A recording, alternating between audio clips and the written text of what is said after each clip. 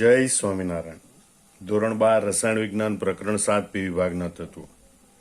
સ્વાધ્યાયનો પ્રશ્ન 7.16 જોઈએ. શું PCl5 ઓક્સિડેશન કરતા અને રિડક્શન કરતા એમ બંને તરીકે વર્તે છે? હવે આપણે અહીંયા અત્યારે માત્ર ઓક્સિડેશન આંકના સંદર્ભમાં પહેલા જોઈ લઈએ. ઓક્સિડેશન કરતા એટલે શું અને રિડક્શન કરતા એટલે શું? બરોબર, તો કે જેના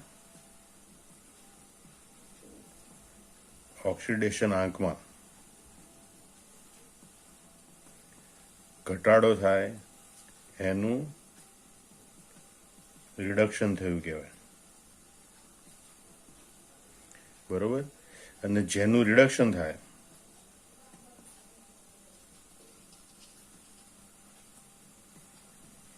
તેને ઓક્સિડેશન કરતા કહેવાય.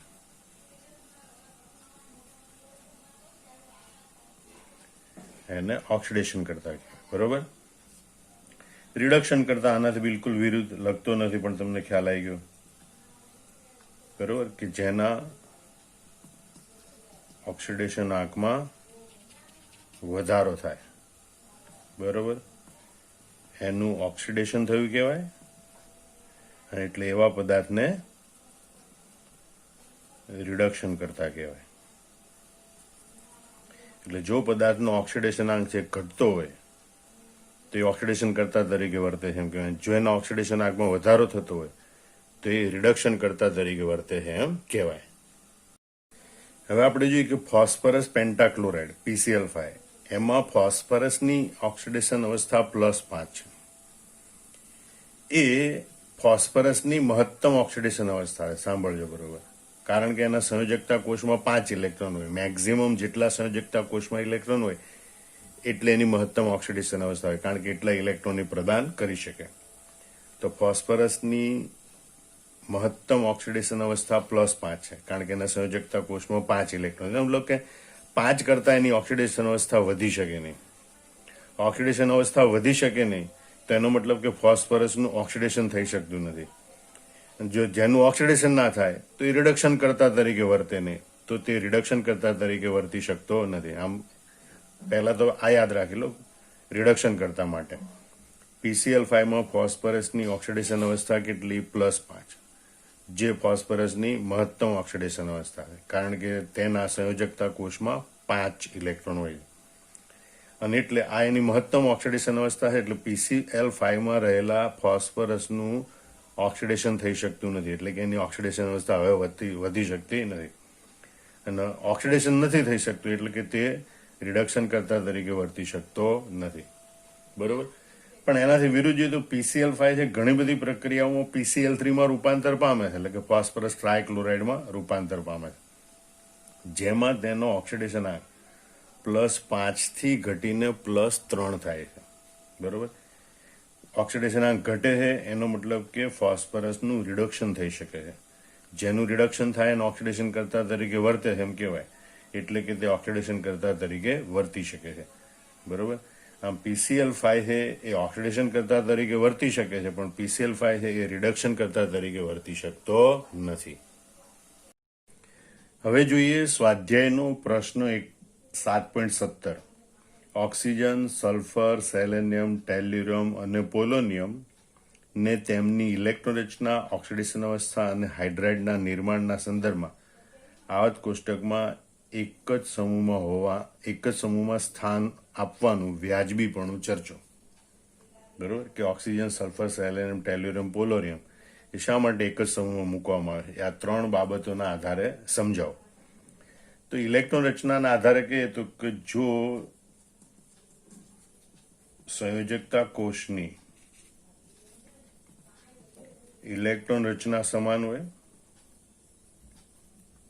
બરોબર, બીજું લઘુત્તમ અને મહત્તમ ઓક્સિડેશન અવસ્થા સમાન હોય,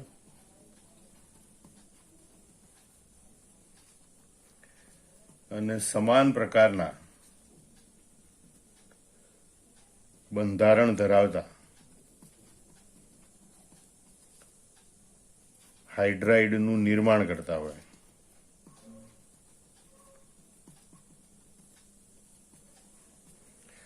તો એવા બધા તત્વો છે એક જ સમૂહમાં હોય છે, બરોબર. એક જ સમૂહમાં હોવા માટે બીજી પણ સમાન પ્રકારના ઓક્સાઇડ હોય તો લાક્ષણિકતા એક જ પ્રકારની, સમાન પ્રકારના રાસાયણિક ગુણધર્મો હોય તો એક જ પ્રકારના સમૂહમાં ગોઠવી શકાય, બરોબર. તો અહીંયા આપણે આ 3 લાક્ષણિકતા, તો આપણે એવું સમજાવવાનું કે ભાઈ સંયોજકતા કોષની ઇલેક્ટ્રોન રચના સમાન હોવી જોઈએ, લઘુત્તમ અને મહત્તમ ઓક્સિડેશન અવસ્થા સમાન હોવી જોઈએ, અને હાઇડ્રાઇડ છે એનું બંધારણ સમાન પ્રકારનું હોવું જોઈએ. તો આ બધા તત્વો છે એને એક સમૂહમાં મૂકી શકાય.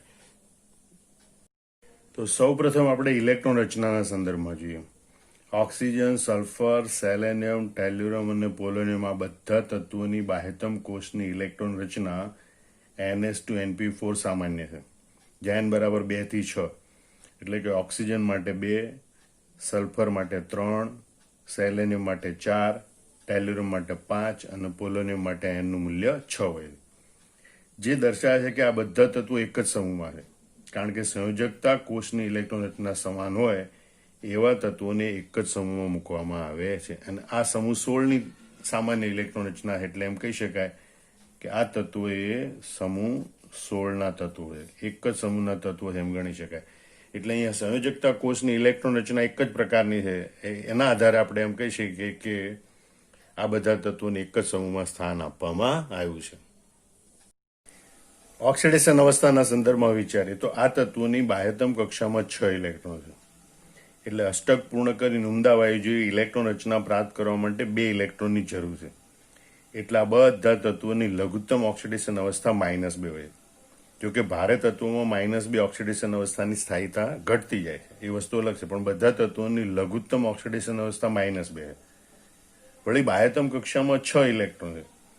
એટલે ઓક્સિજન સિવાયના તત્વો, કારણ કે ઓક્સિજનમાં ડી કક્ષક ગેરહાજર છે, એટલે ઓક્સિજન સિવાયના તત્વો એ મહત્તમ ઓક્સિડેશન અવસ્થા +6 દર્શાવે.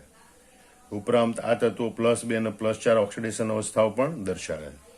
આમ આપણે જોઈ શકીએ કે આ તત્વોની લઘુત્તમ અને મહત્તમ ઓક્સિડેશન અવસ્થાઓમાં ઘણી સામ્યતા જોવા મળે.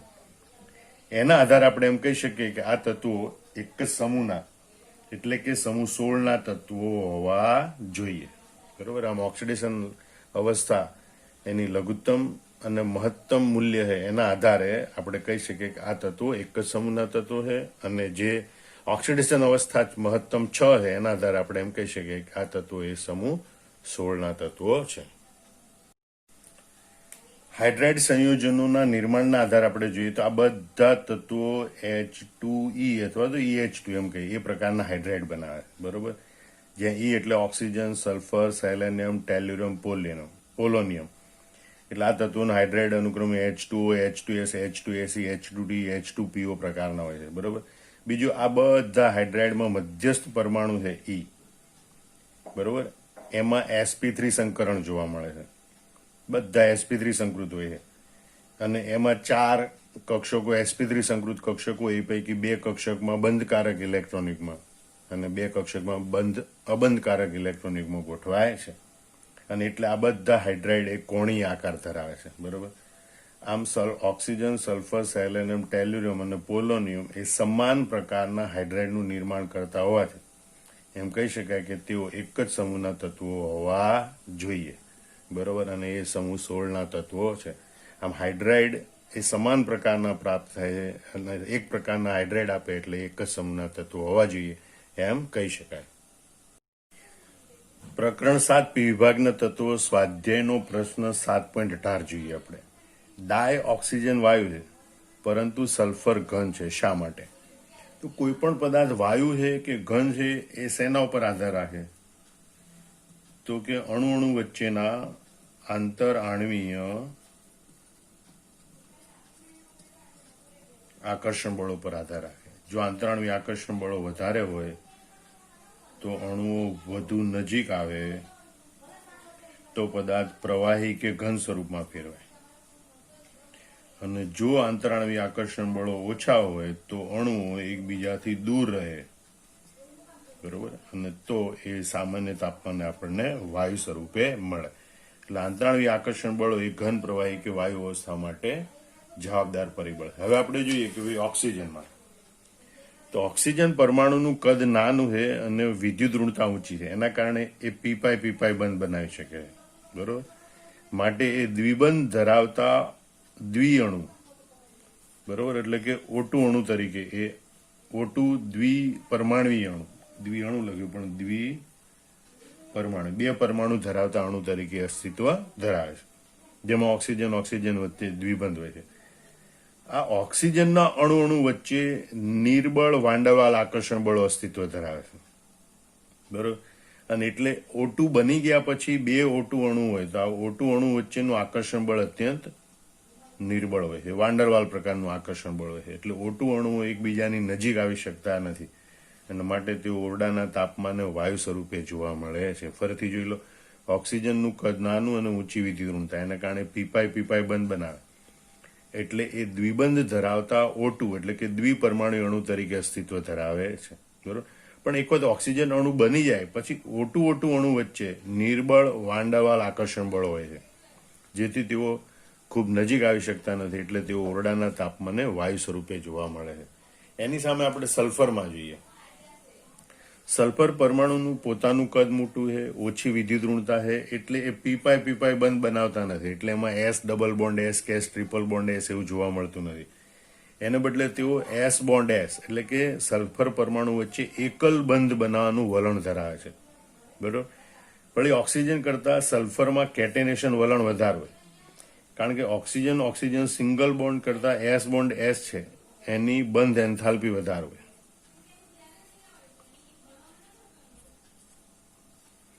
અને એટલે સલ્ફરના ઘણા પરમાણુ એકબીજા સાથે એકલ બંધથી જોડાઈ શકે, એને કેટેનેશન વલણ કહેવાય. એટલે ઓક્સિજન કરતા સલ્ફરમાં કેટેનેશન વલણ વધારે છે અને એટલે સલ્ફર છે ને એ S બોન્ડ S ધરાવતા S8 અણુ તરીકે અસ્તિત્વ ધરાવે. બરોબર, કે જેમાં સલ્ફરના 8 પરમાણુ બધા એકલ બંધથી જોડાયેલા હોય, જે ક્રાઉન વલય સ્વરૂપે અસ્તિત્વ ધરાવે. અને એનું કદ એ S8 અણુનું કદ ખૂબ મોટું છે, તો આવા અણુ વચ્ચેનું આકર્ષણ બળ ખૂબ વધારે હોય, કારણ કે કદ મોટું છે એટલે અણુ વચ્ચેની સંપર્ક સપાટી વધારે હોય, સંપર્ક સપાટી વધારે હોય એટલે આંતરાણુય આકર્ષણ બળ વધે. આંતરાણુય આકર્ષણ બળ વધારે હોય જે અણુઓને એકબીજાને ખૂબ નજીક જકડી રાખવામાં મદદરૂપ થાય, અને એટલે સલ્ફર છે ઓરડાના તાપમાને આપણને ઘન સ્વરૂપે જોવા મળે. ફરીથી સલ્ફર વિશે આપણે જોઈએ. સલ્ફર પરમાણુનું કદ મોટું અને ઓછી વિદ્યુત ઋણતા હોવાથી તેઓ પીપાઈ બંધ બનાવી શકતા નથી, અને એટલે તેઓ S બોન્ડ S એકલ બંધ બનાવવાનું વલણ ધરાવે છે. વળી ઓક્સિજન કરતા સલ્ફરમાં કેટેનેશન વલણ વધારે હોય. બરોબર, તેથી સલ્ફર એ S8 અણુ તરીકે અસ્તિત્વ ધરાવે. S8 એ ઘણો મોટો અણુ છે, એનું કદ મોટું હોવાથી આવા અણુ વચ્ચેનું આકર્ષણ બળ ઘણું વધારે હોય, જે તેમને એકબીજાની ખૂબ નજીક જકડી રાખે છે, અને માટે સલ્ફર એ ઓરડાના તાપમાને ઘન સ્વરૂપે મળે છે. પ્રકરણ 7 પી વિભાગના તત્વો, સ્વાધ્યાયનો પ્રશ્ન નંબર 7.19.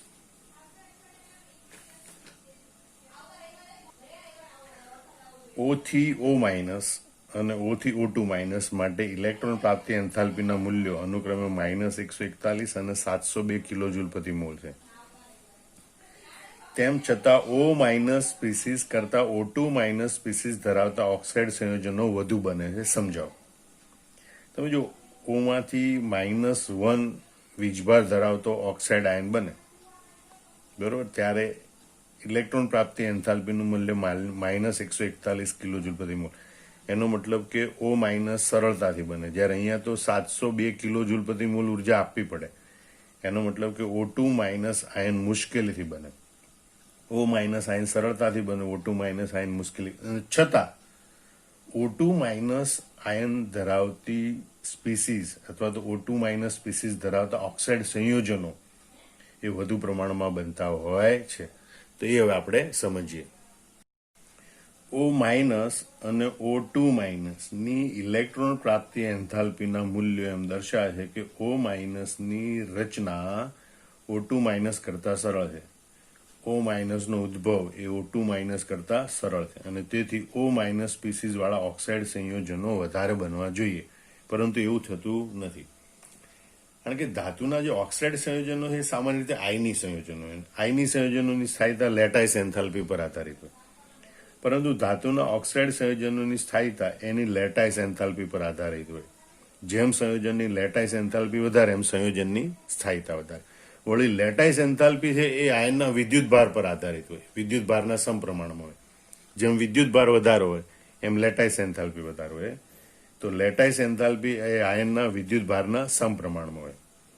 તો O માઇનસ આયન કરતા O2 માઇનસ આયનનો વિદ્યુત ભાર વધુ છે, અને તેથી O માઇનસ આયન કરતા O2 માઇનસ આયન ધરાવતા ઓક્સાઇડની લેટાઇસ એન્થાલ્પી વધારે હોય છે.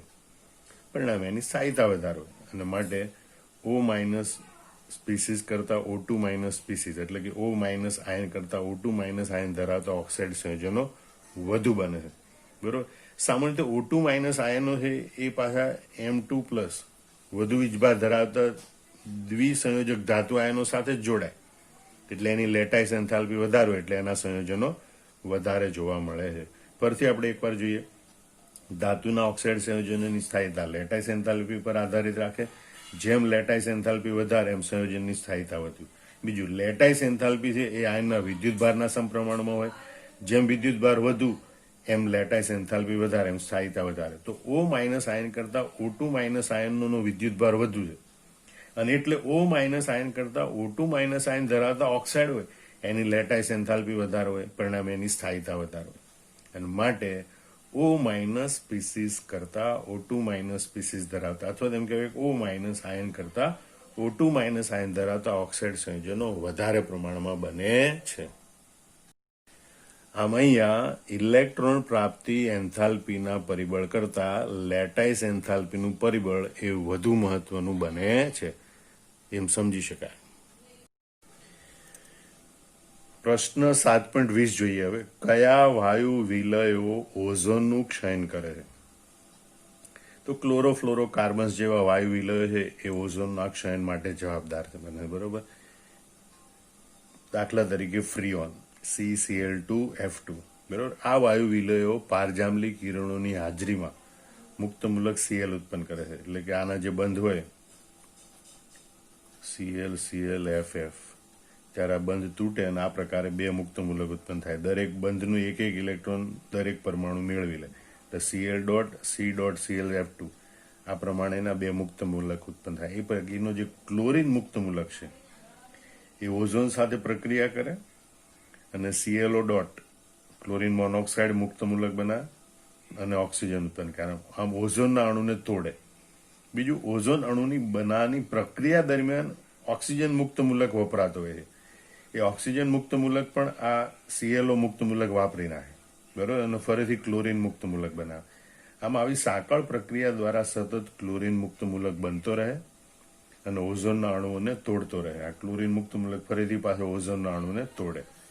આમ લગભગ એક મુક્તમૂલક છે 1 લાખ ઓઝોનના અણુઓને તોડવાની ક્ષમતા ધરાવે. આવું આપણે પર્યાવરણીય રસાયણ વિજ્ઞાનના પ્રકરણમાં ધોરણ 11માં જોયું હતું. બરોબર. પણ ટૂંકમાં આપણે લખવાનું આવે તો આટલું જ લખવાનું, આ સમજવા માટે. કરતી જોઈ લો. ક્લોરોફ્લોરોકાર્બન્સ જેવા વાયુ વિલયો એ ઓઝોનના ક્ષયન માટે જવાબદાર બને. દાખલા તરીકે ફ્રીઓન, બરોબર, CCl2. વાયુ વિલયો એ ગુજરાતી શબ્દ છે, એનું અંગ્રેજી શબ્દ છે એરોસોલ. આપણે જે કલીલમાં ભણીએ ને એરોસોલ, એ એરોસોલ. આ વાયુ વિલયો પારજાંબલી કિરણોની હાજરીમાં મુક્તમૂલક Cl ઉત્પન્ન કરે, અને આ મુક્તમૂલક Cl છે એ ઓઝોનનું O2 માં રૂપાંતરણ કરે છે અને ઓઝોનના સ્તરને તોડે છે. જય સ્વામિનારાયણ.